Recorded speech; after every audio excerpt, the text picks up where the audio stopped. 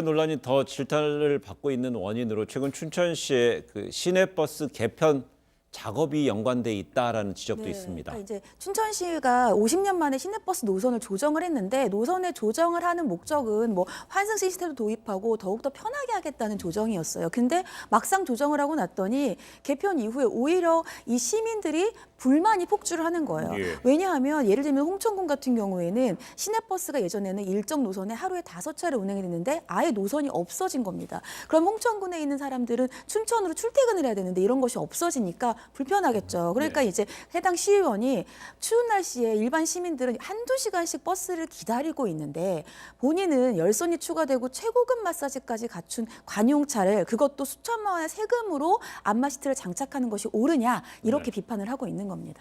근데 보니까 이번에 이런 해명에도 그 뭐 시민들의 공분은 좀 있는 것 같습니다. 커지고 있다고도 볼 수 있는데 그동안에 보면은 지자체장이라든지 공공기관장들의 호화 관용차 논란은 잊을만 하면 나오고 있는 것 같습니다. 네, 그렇습니다. 그래서 사실은 그 작년에 그 심상정 의원이 예. 관용차의 기관장이 관용차에 관한 현황에 관한 이제 보고서를 이렇게 알린 것 같습니다. 그 내용인즉 약 338개 그 공공기관에서 관용차를 사용하는 경우 대부분 대형차, 고급차인 것 같습니다. 구체적으로 조금 들여다보게 되면 가장 기종이 많았던 차량이 바로 제네시스 3300cc 이상이었고요. 예. 그 다음 이제 순서가 체어맨, 그랜저, K9 뭐 이런 식으로 이제 순위가 매겨지는 것 같습니다.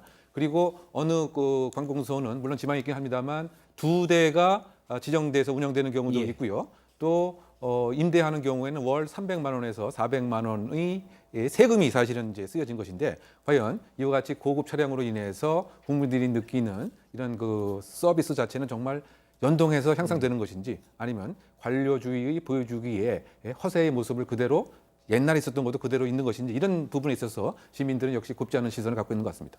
근데 본인이 돈 들여서 관용차를 함부로 바꿀 수도 없는 거잖아요. 언제든지 징발될 수 있는 거기 때문에 그거를 유지해야 되는 기본 상을 유지해야 되는 거잖아요. 그럼 이 관용차 어떤 개조에 대해서 규정을 좀 강화한다든가 할 필요는 없을까요? 그러니까 이게 공용 차량 관리 규정이라는 규정이 있고 여기에 별표에서 어떻게 차량을 쓰고 하는지에 대한 내용들이 있습니다. 운행 기준. 근데 이런 것들이 굉장히 추상적이에요. 그러니까 아까 말씀드린 것처럼 개조에 대한 근거도 없고 사실 이게 개조가 또 비판을 받는 게 다시 이것을 리스 차량을 반납할 때 이걸 원상 회복해야 되는 문제들도 생기거든요. 그렇기 때문에 관용 차량은 세금으로 운행되는 것이라 이러한 해당 관리 규정을 조금 더 세밀하게 개정해야 될 필요가 있어 보입니다.